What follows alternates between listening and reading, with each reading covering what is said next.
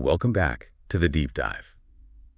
This is the place where we take that hard-earned wisdom, the stuff that's scattered across countless sources, and we really try to distill it into the clearest, most actionable knowledge possible. We're here to give you that shortcut to being, well, truly well-informed. Today, we're focusing on a feeling I'm pretty sure almost everyone listening can relate to. It's that moment. You're trying to watch a movie, or maybe you're in a conversation, and you just feel like you're missing half of what's being said. Mm-hmm. That exhausting feeling of having to constantly rewind or ask someone to repeat themselves, 3 or 4 times just to get a single sentence. It's a huge barrier. And a massive barrier. Yeah. And it's probably the single biggest thing that stops people from feeling truly confident, truly fluent in another language. So for this deep dive, our source material it's just fantastic. It's a conversation transcript from a really dedicated English learner named Maria. She documented her entire journey. I mean, the whole difficult path from beginner frustration in Barcelona all the way to this place of confident, real-world fluency. She shared everything, the exact strategies, the mistakes. And the key moments, the turning points. Exactly, the moments that really shifted her perspective. Yeah. So our mission today is crystal clear, and it's really for you, the listener. We're going to meticulously pull out the most effective real-world techniques that Maria used, her entire playbook, and we're going to build a clear, detailed roadmap for you to speed up your own English skills. To get past that constant rewinding. To move you past the point of constant rewinding, absolutely. And to help us synthesize these methods and really explain why they're so effective, I have my expert guide with me. It's a real pleasure to be here for this one. What I find so fascinating about Maria's journey is just how perfectly it validates so many of the, let's say, cutting-edge ideas in language acquisition. Well, she proves that the core of success isn't just about input. It's about the affective factors, the emotional side of learning, the courage, the environment. Right.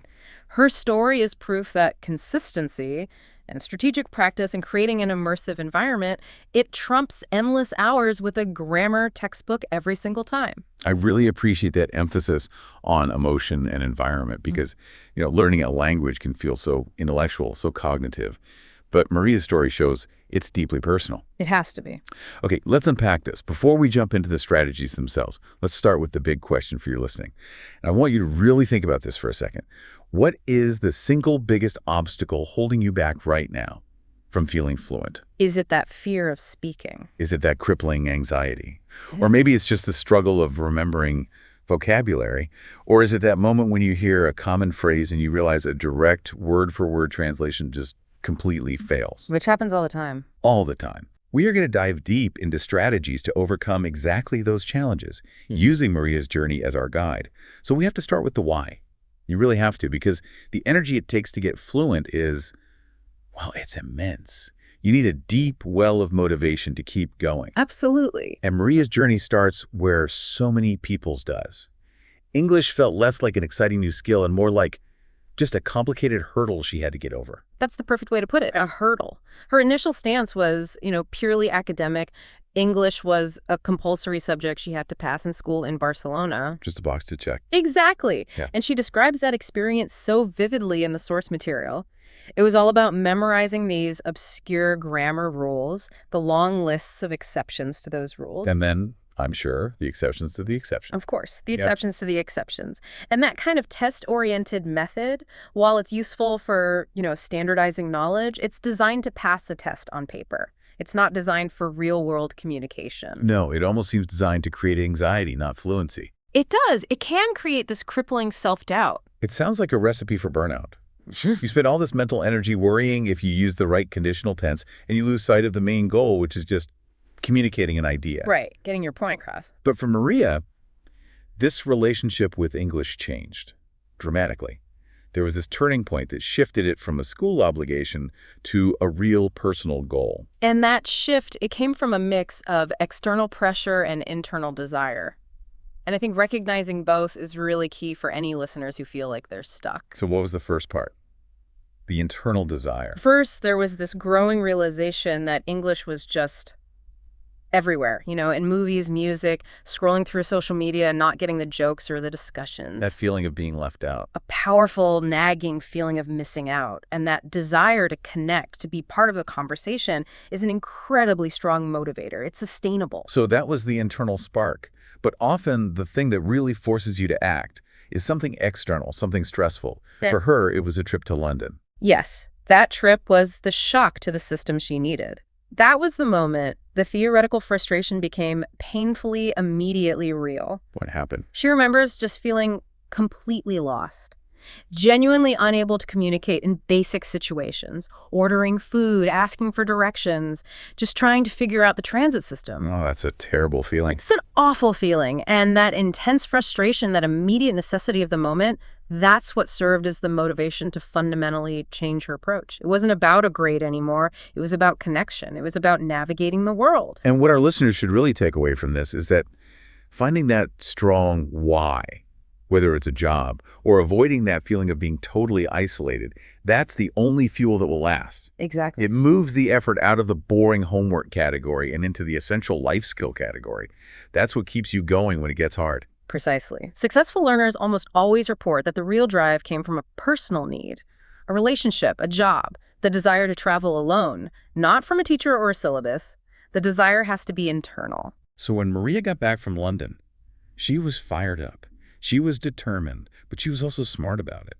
She knew that the old method, just sitting down with another dry grammar book, was, in her words, not going to cut it. Not for what she needed, no. So she made this huge, pivotal choice to embrace total immersion, which, let's be honest, is a terrifying idea for most beginners. It's terrifying because it means you have to accept a huge amount of confusion right at the start. But it's so necessary. She knew she needed to expose her brain to the language as it's actually used. With all the speed and the slang and the mistakes. All of it, not the sanitized version in a textbook. And she laid out this brilliant phased immersion plan that is just a perfect roadmap for anyone listening who's ready to take that leap. Let's break those steps down because it's a really smart, gradual increase in challenge. It prevents that immediate burnout. Okay, so she started with the lowest pressure step imaginable, watching her favorite movies and TV shows, but with Spanish subtitles first. Her native language. Her native language. It's a fantastic crutch. It lets your brain passively connect the English sound and rhythm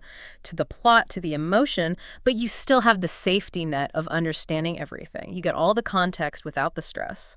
And then the next step up the ladder. Switching to English subtitles. This stage is so crucial because you're actively training your brain to connect the sound you're hearing with the word you're seeing. It bridges that gap between oral input and written words. It makes the words concrete. Exactly.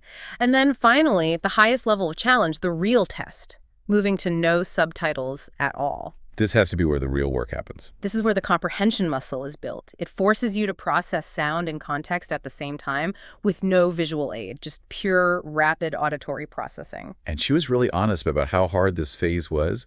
She remembers watching a movie and feeling like she was missing half of what was being said and having to physically rewind a scene over and over again just to understand one short sentence. And acknowledging that difficulty is so important because that frustration, that need to rewind, it's a completely normal part of the process. It's not a sign you're failing. It's a sign you're learning. It's a sign your brain is working. That persistence through the rewind phase is what defines success. That's the moment your brain is fighting to keep up, rewiring its comprehension filters. If you quit there and go back to subtitles in your own language, you never build the processing speed you need for a real conversation. She also brought in music, which is such a great, accessible tool, just listening to English songs and trying to sing along. Music is invaluable. First, it makes it fun, which boosts consistency, but maybe more importantly, it naturally improves your pronunciation because you're exposed to the rhythm and the stress patterns of English. The music of the language. The music of the language. Singing along forces you to link the sound, the phonology, directly to the word structure. It makes both easier to remember and to replicate later on. Okay, let's slow down on that idea, the music of English. Yeah. What does a learner who only knows grammar rules usually miss about that? That's a great question. So imagine English is a song. The grammar rules are like the sheet music. They tell you which notes to play. Okay. But the rhythm and the phonology, that's the performance. English is what we call a stress-timed language. We don't spend equal time on every syllable. We stress the important ones, and we swallow or reduce the unimportant ones. So someone might read the sentence, "I am going to the store," and pronounce every word perfectly and separately. Exactly. But a native speaker will almost always say something like, "I'm gonna store." The little words, the function words like am, tfa, they get reduced and linked together. And music helps you learn that naturally. Singing along forces you to adopt those reductions and linking sounds. It makes your speech sound instantly more fluent, and it attunes your ear to native speed. Okay, so this is where it gets really interesting. Immersion is powerful, but it immediately brought up these huge challenges that every advanced learner hits. She hit the nuance wall. This is the transition. We're moving from motivation and environment to the real nuts and bolts mechanics of the language. Once Maria started immersing herself, she realized the rabbit hole was much deeper than she thought. She describes feeling totally overwhelmed. English has, in her words, so many nuances, idioms, slang, and phrasal verbs. Ah, the phrasal verb nightmare. It felt like learning one thing only revealed another layer waiting underneath. That's classic information overload. And that feeling of overload, it can lead to a kind of learning paralysis. You see how vast the language is, and it just deflates your confidence. But Maria was smart. She isolated the specific thing that caused her the most pain. Which was phrasal verbs. The phrasal verb nightmare, yes. So let's do a deep dive here, because these are just notorious for non-native speakers. They're tricky because direct translation fails, usually pretty spectacularly. Completely. A phrasal verb combines a simple verb, like give or take, with a small word, a particle, like up, in, or out, and the meaning of the combination often has nothing to do with the original parts. It's completely counterintuitive if your own language doesn't work that way. Very. And Maria gave us some great examples of this confusion, like why does give up mean to quit? If you translate that literally, you're giving something in an upward direction. It makes no sense. Right. But the particle up here is abstract. In many phrasal verbs, up works as a kind of finisher. It means an action is completed or terminated. So if you drink up, you finish your drink. If you give up, you finish your effort. You terminate the struggle. That is an abstract idea. Yeah. You just have to learn from context. You have to, yes. You can't logic your way to it. And then there was a confusion around bring up. This is a classic. One phrase, two totally different meanings. It is. How can bring up mean both to mention something in a conversation and to raise a child? Right. They seem to have no connection whatsoever. Well, if you dig into the internal logic, the underlying idea is actually the same. Elevation. When you bring up a topic, you're elevating it into the conversation. You're bringing it from a state of being unsaid to a state of being discussed. Okay, I can see that. And when you bring up a child, you're nurturing them from infancy to adulthood. You're literally raising them to a higher state of maturity. The particle up signifies that elevation in both cases. But the context, a topic versus a child, changes the meaning so dramatically that a learner feels completely lost. Utterly lost. So you study bring up as raise a child, then you hear it in a meeting and you feel like you've learned nothing. It's a constant game of contextual whack-a-mole. So the takeaway is that you can't learn them from a list. You have to learn them as chunks of meaning tied to a specific situation. Exactly. And all of this structural complexity, this ambiguity, it fed directly into the big psychological challenge. The fear of speaking, the fear of making mistakes just led to her freezing up. This is so critical for anyone listening who feels stuck. Maria describes that internal battle perfectly. She could rehearse sentences in her head. The passive knowledge was there. But when it was time to actually say them out loud in front of people... She froze. Her confidence was low and she felt stuck. And this is the classic gap between passive vocabulary and active vocabulary. Let's define that gap clearly, because it is the root of so much frustration. What's the real difference between passive and active vocabulary? Okay, so passive vocabulary is all the words you recognize when you read them or hear them. You know what they mean, but you're not confident about how to use them yourself, especially under pressure. It's like recognizing a celebrity's face. You know who they are instantly. That's a perfect analogy.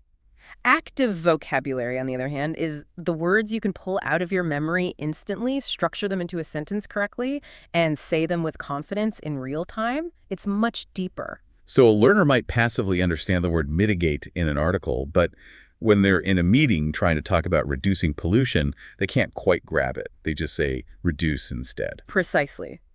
The word is known, but the pathway to retrieve and deploy it isn't strong enough. The passive word is the celebrity's face. The active word is your best friend's name. It's just there, instantly. And the goal is to move as many words as possible from that passive column to the active one. That's the whole game. Which brings us to the pivotal and kind of humorous mistake that illustrates this whole problem. Yes, this is a great story. It's these moments that really accelerate learning. So she was at dinner trying to say, I'm full, meaning she'd eaten enough, Mhm. a totally normal, necessary thing to say. She mispronounced it just slightly. She missed that final ill sound or changed the vowel, and instead she said, "I'm a fool." Oh, no. The phonetic difference between F and fizzle is tiny, but the difference in meaning is, well, huge and very funny in that context. And the consequence was predictable. Immediate. Her friends laughed, and she was playfully called fool for the rest of the day. Which is momentarily embarrassing, but also an incredible learning event. Absolutely. I tell learners to embrace these moments. As she said, she learned the difference between full and fool real quick. The emotion, the embarrassment connected to that error, it cements the distinction in your brain far deeper than any textbook drill ever could. It moves the memory from a sterile context to a high-emotion social one. It makes the vocabulary active. She probably never made that mistake again. I would bet money on it. So after the fool incident and facing this habit of freezing up, how did she start to build the courage to speak? It started with a mental shift, a reframing, the realization that mistakes aren't failures. They're a necessary part of the learning process. You have to give yourself permission to sound awkward. That's step one. And then came this brilliant low-pressure strategy that sounds a little silly but is so effective. She started talking to herself in English. This is so powerful because it completely removes what we call the affective filter. Think of that filter as a mental wall that anxiety and fear of judgment build. It blocks the highway between your brain, where the words are stored, and your mouth. So by talking to herself, there's no judgment. The wall comes down. The wall comes down. She was just narrating her day, now I'm making breakfast, or I need to go to the grocery store. Now, I can hear a listener thinking, but if I only talk to myself, aren't I just reinforcing my own mistakes? There's no one to correct me. That's a valid concern. But in these early stages, the benefit of building fluency, the speed and the flow, it outweighs the risk of making some minor errors. The goal isn't perfection, it's building muscle memory and practicing rapid retrieval. So what exactly is that self-talk achieving mechanically? It does three key things. First, it builds the physical muscle memory in your mouth for the sounds and rhythm. Second, it practices retrieving words quickly without pressure, which fights that freezing up instinct. And third, it forces you to engage with the language's structure in a practical way. She's creating an English soundtrack for her own life. She's turning her entire home into an immersion zone, a constant low-stakes practice field. So once she built that internal comfort, she was ready for the next step, finding supportive environments. She joined an online language exchange community. And this is the scary step because it involves social risk. She talks about being really nervous at first, worrying about sounding foolish or not keeping up. Of course. But the crucial discovery was that people were patient. They were understanding. They cared about the effort, not about perfection. They just wanted to communicate. And that's the ultimate validation, right? Knowing the goal is just connection, not a grammar test. That had to be a huge confidence boost. It was everything. It transformed the interaction from a test into a conversation and gave her the courage to keep practicing in a social setting. Okay, so we've built the foundation. Strong motivation, full immersion, and overcoming fear. We've solved the psychological issues. Now let's get into the active techniques she used to really drill her listening and pronunciation. Right, moving from the psychological to the mechanical, she used two very specific, systematic techniques here, shadowing and a really structured use of podcasts. Let's define shadowing, because it sounds a little abstract, but it's incredibly practical. What is it? Shadowing is a high-intensity mimicry exercise. You listen to a very short clip of a native speaker, just a few seconds, and you try to repeat it exactly as they said it, almost at the same time, like a vocal shadow. So you're not just repeating the words. Not at all. You're trying to imitate the entire auditory experience. The pace, the emotion, the intonation, the rhythm, everything. And what does that force you to pay attention to that you would normally miss? It forces you to focus on the music we talked about, the intonation, the rise and fall of the voice, the rhythm, which syllables are stressed and which are swallowed. These are the things that make English sound natural, and if you get them wrong, you can be completely misunderstood, even with perfect grammar. You also catch things like linking sounds, where native speakers run words together. Exactly. We don't say turn off as two separate words. It sounds more like turn off. Shadowing makes you practice that physical transition, building that muscle memory in your mouth. And Maria was smart about her source material. She used clips from movies and TV shows because the dialogue felt more natural. A crucial choice. Textbook recordings are often unnaturally slow and disconnected. They reinforce bad habits. Authentic dialogue from a movie has contractions, linked words, a fast, fluid rhythm. You're mimicking real communication. So shadowing moves you beyond just learning words into mimicking the actual physicality of the language. It's the difference between reading the sheet music and performing the song. And that music is non-negotiable for real fluency. The other big technique was podcasts. She integrated them into her routine commuting doing chores, which is just key for consistency. It solves the consistency problem. If learning requires a dedicated hour in the evening, life gets in the way. But if you can use that dead time during your commute, it becomes so much easier to maintain. And just like with the movies, she didn't jump into the deep end. She used a podcast ladder, starting easy and building up. Her first step was brilliant for building confidence. She started with podcasts that had transcripts available. So she could follow along. She could follow along, check confusing parts, pause to look up a word or phrase.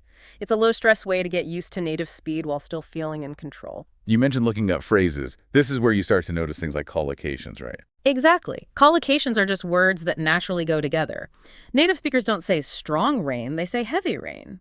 Using transcripts helps you see these natural word partnerships in context. And after mastering the transcripts, she took the leap to listening without them. Yes. And this led to a key realization that really reduced her anxiety. She discovered that, and this is a quote, "Even if I didn't understand every single word, I could usually get the gist of the conversation, and that was okay." That is such a liberating moment for any learner. Giving up the need for 100% comprehension. It is. That need for 100% is what makes you freeze and want to rewind. When you accept the gist, you allow your brain to process faster, to use context clues to fill in the gaps, which is exactly what native speakers do anyway. The gaps in her understanding just got smaller over time. They did, automatically. By lowering the demand for perfection, she actually increased her processing speed and built real, resilient comprehension. Okay, so we have the psychology and we have the active practice techniques. But now we have to talk about the endless challenge of vocabulary. The whole engine breaks down if you can't remember the words you learn. It's the most common frustration, for sure. Learning a word one day and having it gone the next. Maria had to tackle this head on. And her starting point was a vocabulary journal, but with a very important twist. Right. It wasn't just a list of words. For every new word, she wrote down the sentence it was used in. This small change has massive implications for memory. Why is context so much better than just a definition? Because you're not just memorizing the meaning, you're memorizing the grammar that surrounds it, the collocations, those word partners that go with it, and the situation where it's appropriate. Let's use an example. If you just write down the word meticulous and its definition, detailed, there's a pretty cold, abstract piece of data. Very easy for your brain to discard. But if you write, the project manager was meticulous about checking every line of code, now you're tying that word to a person, an action, and an outcome. That web of meaning is incredibly sticky for your memory. It teaches you how to use the word, not just what it means. Exactly. It primes it for active use. But just writing it down isn't enough. She also layered on a scientific approach to memory called spaced repetition. Yes, this is where she got really efficient. Spaced repetition is a system designed to work directly against the forgetting curve. Which is the idea that we forget things very quickly right after learning them. Right. So she would review her journal after a day, then a week, then a month. The system stretches the time between reviews to the point just before you're about to forget. This forces your brain to work harder to retrieve the information, which makes the long-term memory much stronger. And she used technology to manage this. She mentioned the app Anki. Anki is fantastic because it automates this whole process. It's a smart flashcard system. It shows you the words you're struggling with more often and the words you know well less often. It optimizes your study time. But she was clear that the strategy that really made a difference wasn't just passive review. It was actively using the new words in conversation. This is the final crucial step. This is where passive becomes active. If a word only ever lives in your notebook or your flashcard app, it's just a theory. The act of forcing yourself to use it in a real conversation, even if you're not sure you're getting it right. That's what makes it real. That's what converts it into active, accessible vocabulary.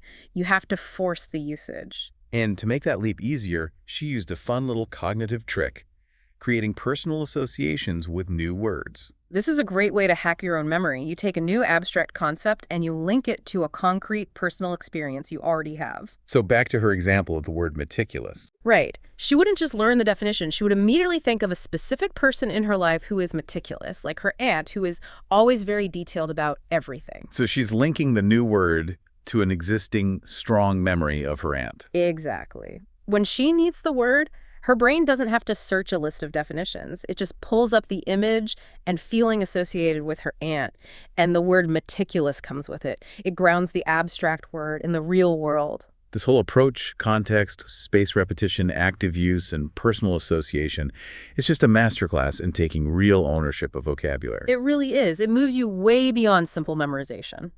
Which brings us to the final stage of her playbook. What happens next? She made huge progress, but she rightly sees language learning as, quote, a journey, not a destination. Her focus now is on refinement. That lifelong learner mindset is so important. She shifted her focus away from basic grammar and vocabulary and toward the things that mark a truly advanced speaker. Like the deep nuances, idioms, cultural references, the subtle things that make a conversation really come to life, the things that let you understand subtext and humor.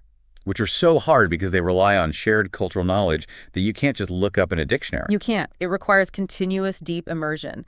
But she also added a crucial refinement tool, writing. She started journaling, writing emails, social media posts, all in English. What's the key benefit of writing that even constant speaking doesn't give you? Writing forces you to be deliberate. When you speak, you often sacrifice precision for speed. When you write, you have to pause. Think about the exact right word, check your grammar, and structure your sentences carefully. It polishes your language in a way that speaking can't. And finally, a great social tool she used to combine all these skills, an English book club. The book club is the perfect advanced environment. It's great speaking practice, discussing complex themes. It exposes you to new high-level vocabulary through literature. And critically, it's social. It keeps the process fun and relevant. So as we wrap up this deep dive, she distilled her whole journey down into a few pieces of final practical wisdom for anyone on this path. The first one is psychological, and it's about preventing burnout. Be patient with yourself. Acknowledge that this is a huge undertaking and immediate perfection is not the goal. The second is a non-negotiable for fluency. Consistency is key. A little bit every single day is so much more effective than one long, exhausting session a week. Third, and maybe the hardest one, don't be afraid to make mistakes. We saw why with the I'm a fool story. Every mistake is a high-value data point that shows your brain what to fix. It brings you one step closer to fluency. And finally, the anchor that makes it all last. Make learning fun. Use movies, music, whatever you enjoy. If it's fun, you'll stick with it. Which all leads to her ultimate piece of advice. Surround yourself with English. Total immersion. Change your phone's language. Follow English-speaking influencers. Listen to the news in English. The more you integrate it into your life, the more natural it becomes. These are the strategies that move English out of the classroom and into your actual life. And as Maria's story proves, that's the only place where true fluency can really take root. So we've completed our deep dive into Maria's handbook for English success. We tracked her journey from school obligation to the frustration in London that fueled her motivation. We covered her core path, full immersion, overcoming fear with low-stakes practice like self-talk, using shadowing to master the music of the language, and a scientific approach to vocabulary. What her story really shows us is that fluency isn't just about accumulating knowledge. It's about building sustainable habits and lowering that affective filter, that anxiety. It's the perfect mix of psychological strength and systematic practice. She said it so well. Learning English is a journey, not a destination. So if confident fluency is your goal, here's the final provocative thought for you, the listener, to take away from this. What is one single non-traditional thing, so not a textbook or grammar rule, that you can commit to doing every single day for the next week? Something from Maria's playbook? Exactly. Something like shadowing 5 minutes of your favorite movie scene or narrating your own breakfast routine in English for just 3 minutes. Commit to making English an active, unavoidable, and even fun part of your daily life, starting right now. That's a perfect, actionable challenge. Thank you for joining this deep dive. Now go apply these strategies, start making your own progress, and we will catch you next time.